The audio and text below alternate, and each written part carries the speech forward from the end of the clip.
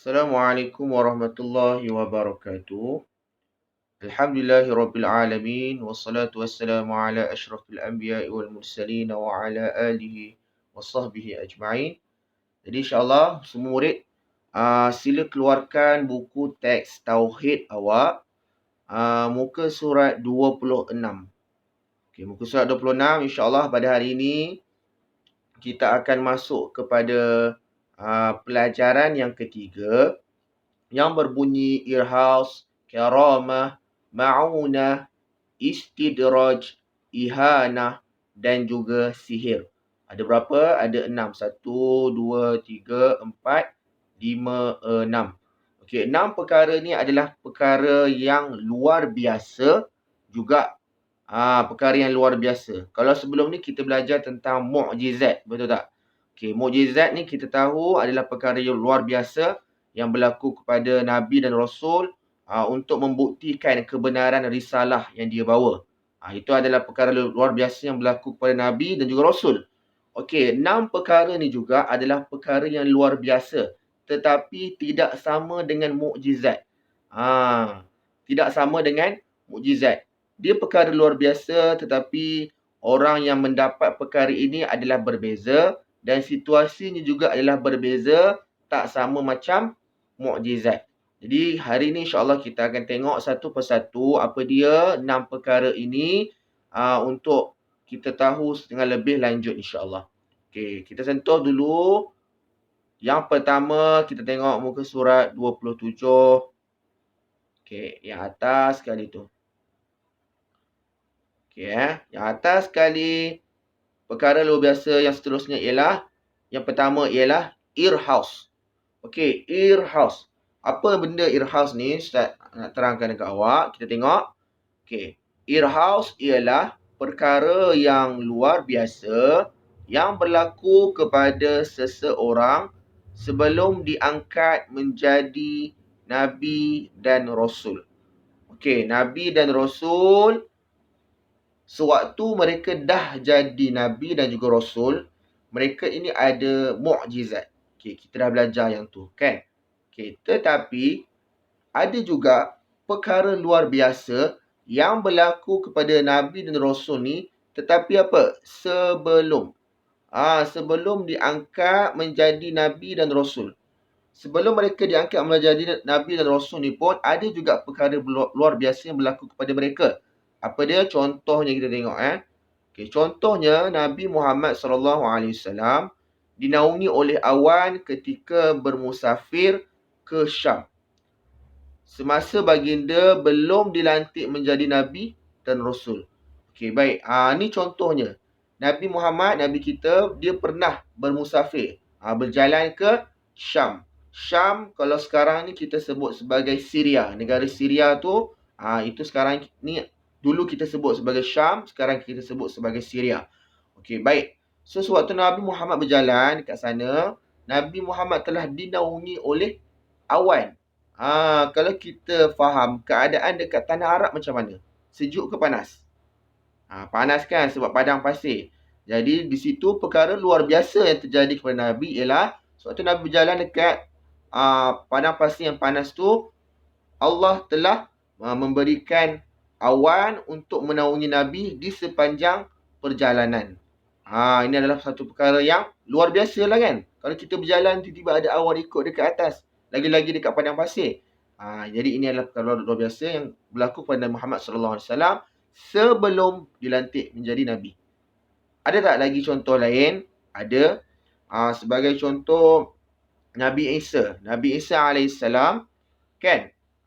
Dia di antara perkara yang berlaku pada beliau sebelum dilantik menjadi Nabi dan Rasul adalah sewaktu Nabi Isa ni bayi ataupun baby, dia mampu untuk berkata-kata, boleh bercakap. Kita pernah jumpa ke baby bercakap? Tak pernah kan? Baby biasanya dia akan menangis dan sebagainya. Tetapi Nabi Isa ni waktu dia baby, waktu dia bayi lagi, dia dah boleh berkata-kata, dia dah boleh bercakap. Itu di antara irhaus yang diberikan kepada Nabi Isa. So Nabi-Nabi lain pun ada juga irhaus dia. Yang kita boleh kaji dan tahu. So irhaus ni berlaku sebelum dilantik sebagai Nabi dan Rasul. Okay, itu yang pertama, perkara luar biasa yang pertama. Yang kedua, kita sebut karamah. Sebutan ni ialah karamah. Okay, karamah tu apa Ustaz? Okay, karamah ialah perkara yang luar biasa yang berlaku kepada seseorang wali atau hamba Allah yang soleh. Dia perkara yang luar biasa juga, tapi dia bukan berlaku kepada Nabi atau Rasul, tetapi berlaku kepada siapa? Kepada wali dan hamba Allah yang soleh. Wali dan juga hamba Allah soleh. Siapa yang mempunyai hubungan yang sangat rapat dengan Allah, selalu beribadah kepada Allah, Allah boleh berikan kepada mereka karamah, perkara yang luar biasa juga. Okey. Okey, contoh. Sebelum tu kita tengok nombor 2. Okey, karamah merupakan kurniaan Allah sebagai penghormatan kepada penerimanya. Jadi kenapa wali dan juga hamba Allah yang soleh ni dapat karamah? Sebagai apa? Sebagai penghormatan daripada Allah kepada mereka. Allah, cara penghormatan dia adalah dengan cara Allah memberi karamah kepada mereka. Apa contohnya Ustaz? Kita tengok nombor 2. Nombor 3. Contohnya, singgahsana Ratu Sabak dapat dipindahkan oleh seorang rakyat Nabi Sulaiman alaihissalam yang mengetahui ilmu daripada kitab Allah dari Yaman ke Palestin dalam sekelip mata sahaja dengan izin Allah. Okey, pada zaman Nabi Sulaiman ada seorang rakyat dia ni yang ada karamah. Dia ni belajar ilmu daripada kitab Allah dan dia adalah seorang wali dan juga hamba yang sangat soleh. Apa karamah yang Allah beri kepada dia? Karamah dia ialah dia mampu nak pindahkan singgahsana. Singgahsana ni apa Ustaz? Singgahsana ni istana. Istana siapa? Istana Ratu Sabak dipindahkan daripada Yaman ke Palestin. Daripada satu negara lain ke negara yang lain. Jauh ke dekat? Of course lah jauh kan. So apa kehebatan hamba Allah ini, seorang rakyat Nabi Sulaiman ini, dia mampu pindahkan istana dari satu tempat ke tempat yang lain. Ibaratnya contoh, ada seseorang tu dipindahkan ke LCC. KLCC kat Kuala Lumpur tu dipindahkan pergi mana? Pergi Thailand contoh. Itu contoh karamah yang berlaku pada seorang wali Allah pada zaman Nabi Sulaiman. Tetapi benda ni berlaku sekelip mata. Walaupun sekelip mata tapi dengan siapa? Dengan izin daripada Allah. Kalau Allah tak izinkan, perkara itu tak boleh berlaku. Dan kalau kata sekarang ni ada lagi tak Ustaz orang yang ada karamah? Jawapannya ada. Orang yang ada karamah, orang yang betul-betul soleh, ada karamah-karamah tertentu yang Allah beri kepada mereka, yang kita boleh pelajari. Contohnya kalau awak pernah dengar kisah Wali Songo. Wali Songo. Siapa pernah dengar? Kalau siapa pernah dengar, siapa yang belum pernah dengar, cuba baca kisah Wali Songo. Mereka pun di antara golongan yang diberikan karamah oleh Allah Subhanahu Wa Taala. Okey. Seterusnya kita masuk yang ketiga, iaitu ma'unah. Ma'unah ni apa Ustaz? Ma'unah ialah pertolongan luar biasa yang diberikan Allah kepada seseorang. Bermakna tak kira dia tu soleh, wali ke, nabi ke, rasul, dia boleh menerima ma'unah daripada Allah. Sesiapa saja boleh menerima ma'unah daripada Allah. Contohnya apa Ustaz? Contohnya seseorang yang mengalami kemalangan, yang mengorbankan orang lain, tetapi hanya dia sahaja yang terselamat. Ada seorang ni, dia naik kenderaan dan kenderaan tu kemalangan yang sangat teruk. Kiranya memang hancurlah kereta tu. Semua orang dalam tu meninggal. Tetapi dia seorang je tak meninggal. Pernah dengar tak kisah macam ni? Mesti pernah dengar kan? Ini apa kita sebut? Inilah yang kita sebut sebagai ma'unah. Satu perkara yang luar biasa. Pertolongan daripada Allah kepada hamba-Nya. Sepatutnya kalau ikut logik, kalau kereta dah hancur, semua orang meninggal, patutnya orang tu kenalah meninggal juga. Tapi Allah selamatkan dia. Mungkin untuk memberi pengajaran kepada dia, mungkin juga kerana kebaikan-kebaikan dia yang terdahulu. So benda ni boleh jadi kepada sesiapa. Mungkin ustaz boleh dapat, awak pun boleh dapat juga. Untuk dapat ma'unah daripada Allah Subhanahu Wa Taala. Okay, itu yang ketiga. Seterusnya muka surat 28. Yang keempat. Okey. Yang keempat ni bunyi dia, sebut betul-betul. Istidraj. Istidraj. Itu sebutan yang betul ya. Jangan sebut bunyi-bunyi yang lain.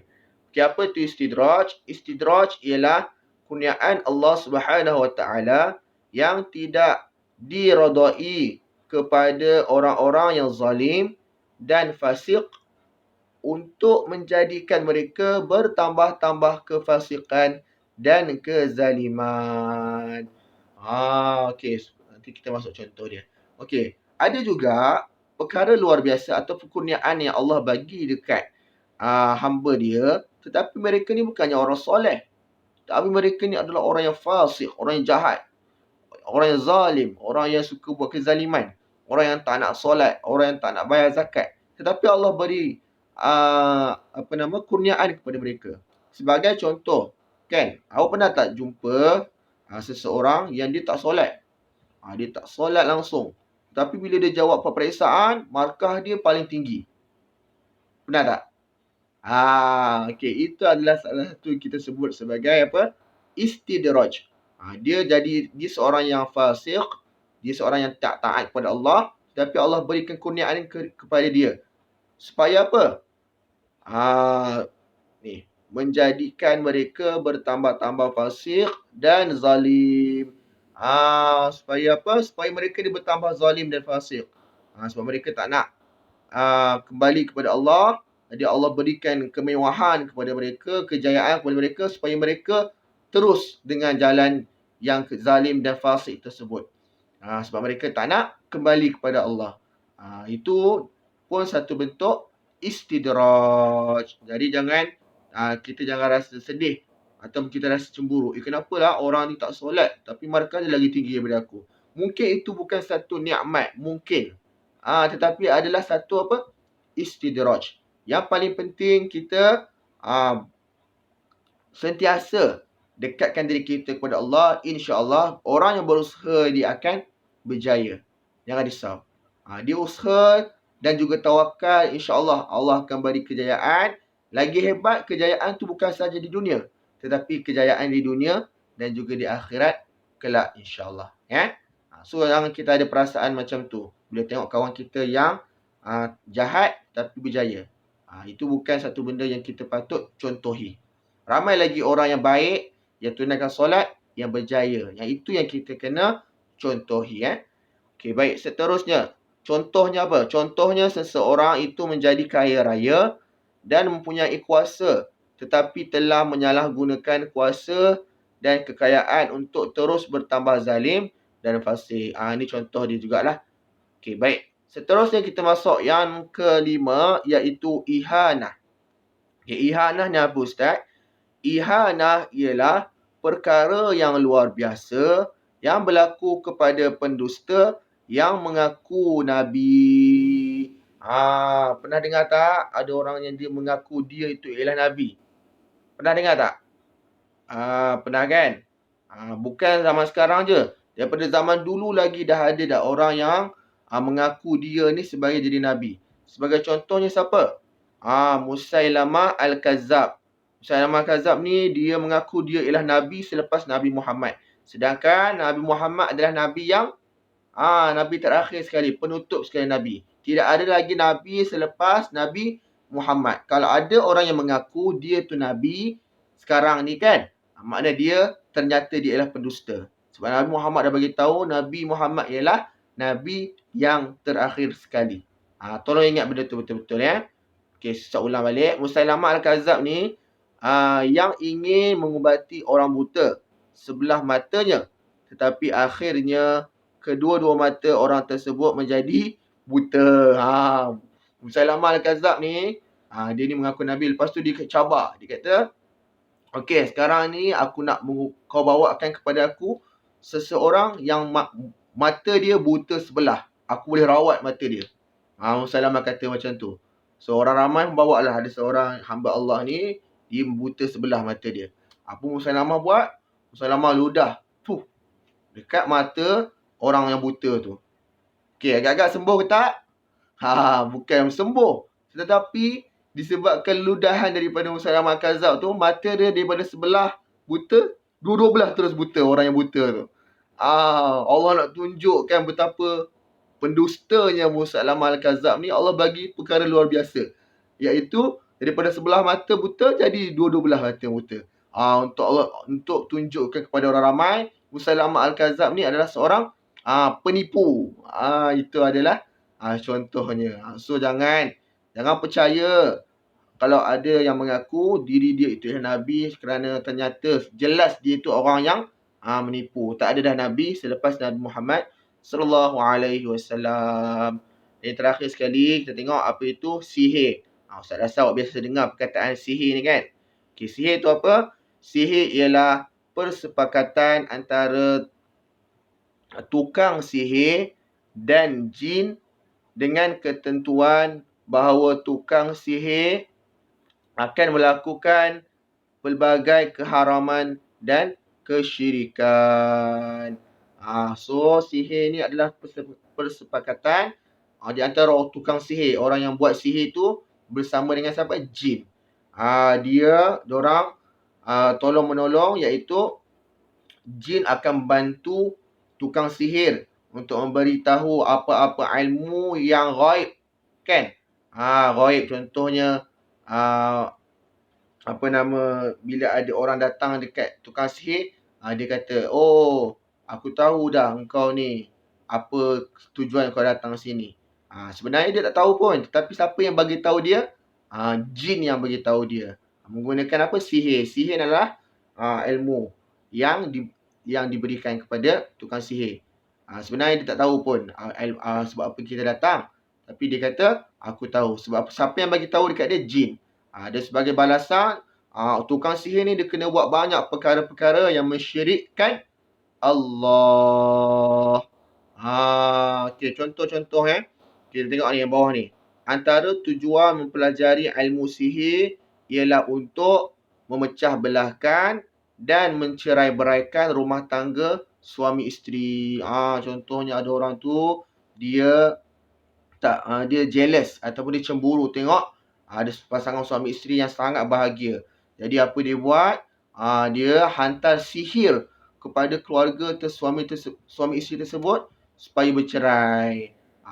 Ataupun contoh lain kita tengok sekarang ni, ada orang dia hantar sihir kepada peniaga-peniaga. Sebab apa? Dia berniaga juga, kan? Tapi dia berniaga tak maju-maju. Tapi kedai sebelah dia tu maju-maju. Jadi dia hantar sihir supaya orang kedai sebelah tu sakit ataupun perniagaan dia makin teruk dan sebagainya. Itu semuanya bantuan daripada siapa? Bantuan daripada jin. Dan hukumnya ada apa? Halal ke haram? Hukumnya adalah haram. Kita tak boleh minta bantuan daripada jin. Bantuan kita boleh minta hanya kepada siapa? Kepada Allah Subhanahu Wa Taala. Tapi jadi jangan sesiapa di antara kita, ustaz termasuk awak semua, yang mengamalkan sihir ini. Okey, boleh faham? Jadi ada berapa semuanya kita belajar hari ni? Ada 6 perkara luar biasa yang kita dah belajar. Irhas, karamah, ma'unah, istidraj, ihanah dan sihir. Tolong baca semula. Paling penting untuk hafal pengertian dia dan juga misalnya. Pengertian dan juga misal untuk awak dah jawab dalam peperiksaan. Jadi itu sahaja daripada Ustaz. Wallahu a'lam. Wassalamualaikum warahmatullahi wabarakatuh.